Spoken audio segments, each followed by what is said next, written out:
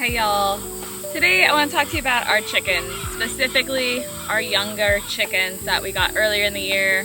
We have 50 chicks that are now grown and about 6 of them are laying eggs a day.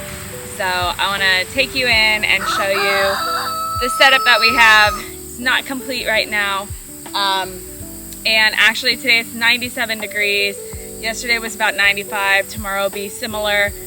So our laying girls and the younger ones too, we've actually locked all of them out of the coop where they lay in here, as well as the mobile coop where the smaller girls roost at night. Just because it gets so hot in there, they could actually have a heart attack and die. So we've locked them out, so they need to stay outside and be in the shade today. They will be panting today because it's hot, that's how they cool down. But they have enough water and shade that they should be fine. So let's get to it. All right, so as you enter, we have this tree of heaven is what this is called. It's invasive, it grows back super fast. So we've let it grow up to give the birds some shade here, and they really like to lounge here. This is ideal for this heat. They're gonna go ahead and hunker down here and rest in the shade while the heat passes. Later on, we will be chopping this back. We actually don't want any of these trees of heaven, but we let them grow during this time of year to give them some more shade. So because we've locked the girls out of the mobile coop here, as well as their red large chicken coop, the girls will actually be laying eggs underneath here. And it's kind of a challenge to get them out. We have to use this stick to get them out. They lay them right behind the wheel bale, the wheels here. And then this area over here, this is actually the hospital. We have a rooster and a chicken in here who have a bad leg, and the tarps have been put up to give them some shade. They have their own food and water in there. So here's the girls getting water, staying hydrated. We have these logs that they like to perch on. Actually, one of our roosters is up on a log right now. So they like to perch here. And then later in the day,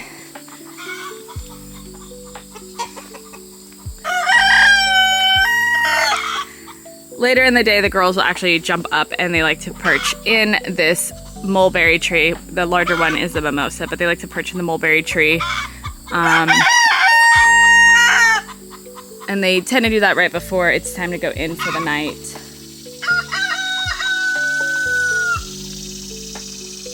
So previously I had said that we had roosters just loose on the property. They all seem to be making their way back in. So we have one here, that's Whitebeard. And there's one right there perched. There's another one down here next to Shorty. And we took them out because they were stressing the girls out. They haven't really been stressing the girls out since they've been coming back in. So we're just gonna monitor that. The only rooster that has not come back in is actually over here with the goats. That's Junior's.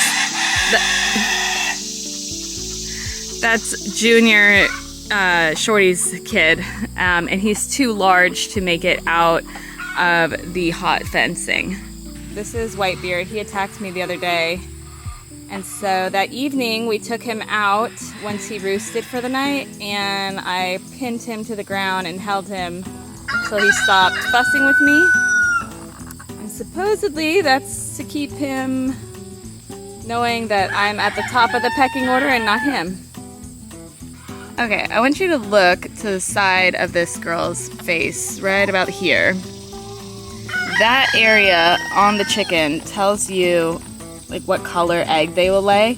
So this is a whiting true blue. She lays a light blue egg. And here's Fasti. Fasti lays a brown egg. That area on her face is a little bit feathered and it's brown. But it doesn't always work. So let's look at this girl. She is also a whiting true blue. She's completely black. And if she does have one of those spots, it's covered by the feathers. she does not lay any black eggs. She lays blue eggs. I want to show you this bird in particular. This one is one of the few new birds that we named. This is Cleopatra, and her spot next to her eye is almost like a turquoisey color. Let me see if I can get her on camera. A turquoisey color, and her eggs are slightly green, and you can tell they're her eggs because of her spot is so much more green looking than the rest of the girls. Hey, darling. All right, I just spotted an egg. I'm gonna pick it up before someone eats it. Watch out, chicky chickies.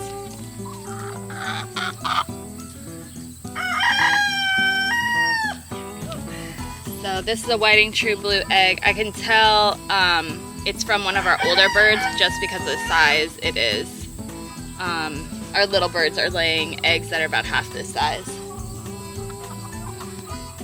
Hey y'all, and good morning. I wanted to go ahead and show you our eggs. Here is a normal egg from our whiting true blue chickens, and this is what we've been getting a number of recently. So these smaller eggs, these are from our youngest birds. We ordered 50 of them, and there's nothing wrong with these eggs. I'm gonna crack them open and show you.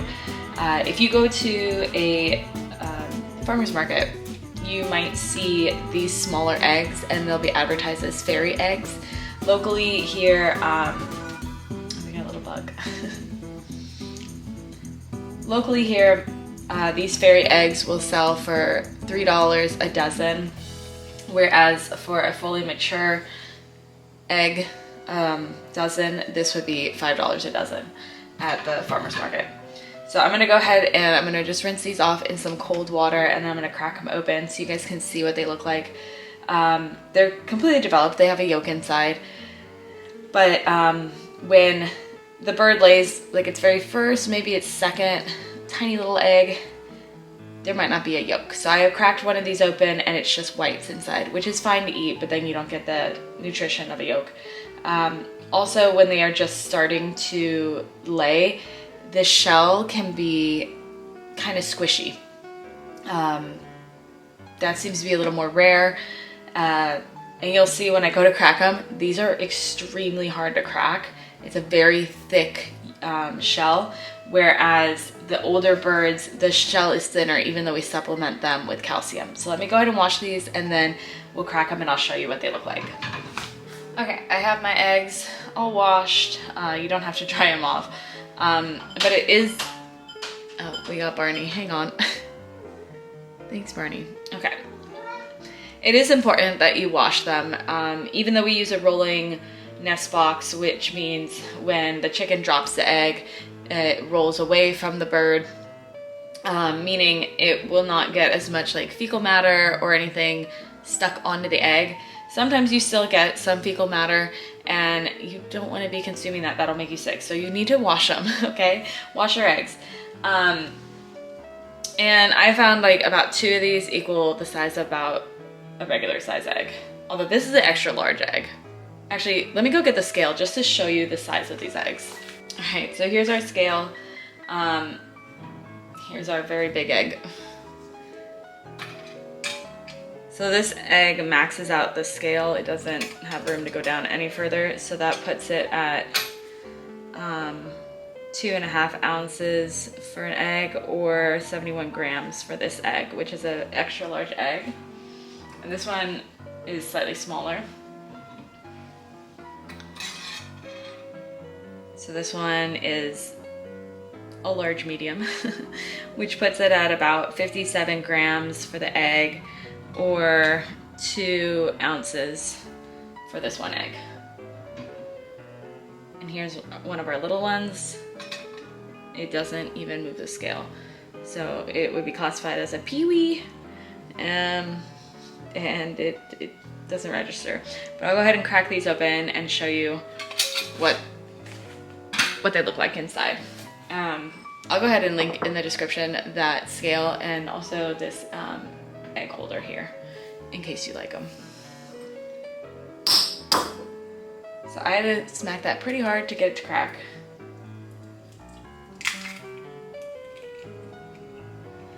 And if you see, it's a completely normal egg in there.